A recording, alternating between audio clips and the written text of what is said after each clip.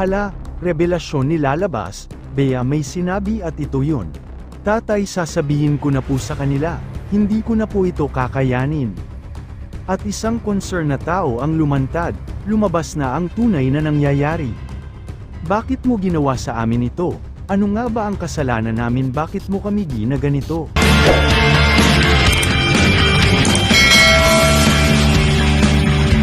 Hala, revelasyon nilalabas, Bea may sinabi at ito yun.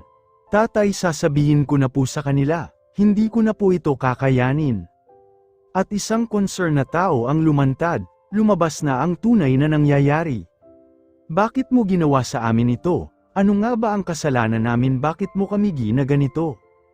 Ito ang gagawan natin ngayon ng reaction mga kababayan, pero bago yan, ay nice ko sanang ilike nyo ang video na ito, para inyong malalaman ang nilalaman at kabuuan ng video na ito, hanggang sa dulo, pero bago ang lahat ay isang mapagpalang araw mga kababayan, lalo na sa atin ama na si Kuya Bal Santos Matubang, Ate Edna Vlogs, at Kalingap Rab. Yes po mga kababayan, isang revelasyon na ating malalaman sa kasalukuyan.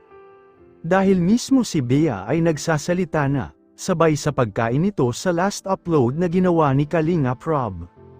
At dito ay ating nalalaman na halos nagmakaawa na dito.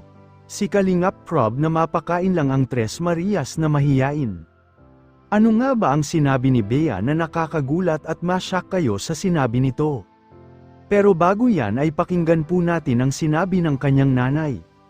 Dahil parang hindi kasi alam ng kanyang nanay kung ano ang sasabihin. At isasagot niya dito sa nag-interview sa kanya, na si Pastor ER.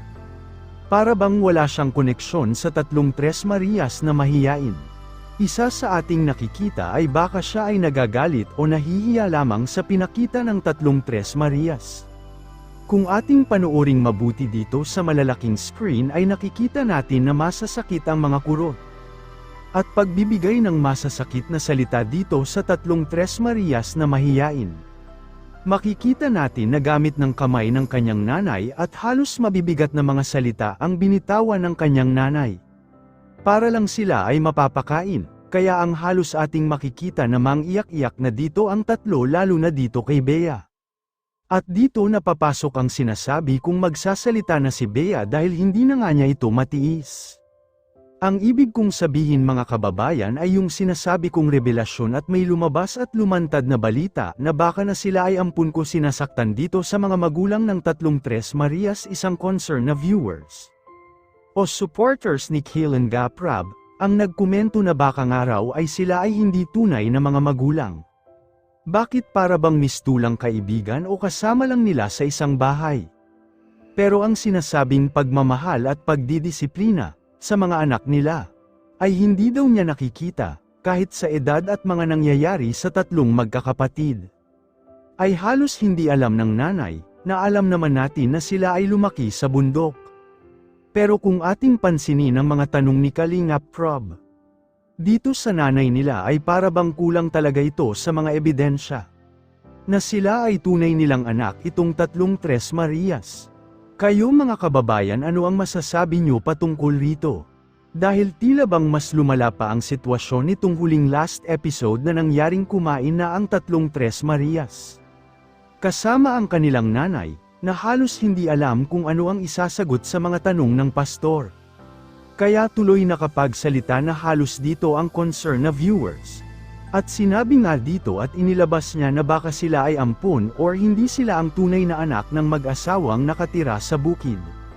Well mga kababayan, opinion lamang ito ng viewers na nakasubaybay at nakasuporta sa kanila. Kaya hindi natin sila masisisi dito. Kayo mga kababayan, sana ay magbigay kayo ng inyong komento, reaction, at opinion, para ating malaman ang inyong damdamin at saloobin, at para may parating natin sa Kalingap team, at mabigyan ng aksyon ang ganitong sitwasyon. Pero bago ko tapusin, ay isang mapagpalang araw mga kababayan, lalo na sa ating ama na si Kuya Bal Santos Matubang, Ate Edna Vlogs, at Kalingap Rab. Maraming salamat po.